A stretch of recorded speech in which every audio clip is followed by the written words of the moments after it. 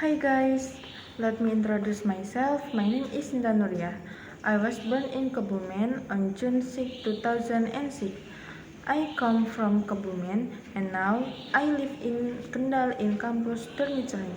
Now I'm studying at the Ministry of Health Semarang Polytechnic, majoring in medical records and health information.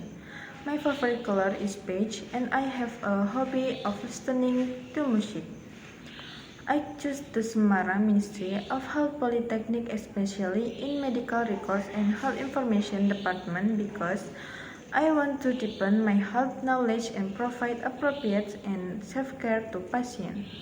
Medical records and health information studies health information system, patient privacy, and medical records management.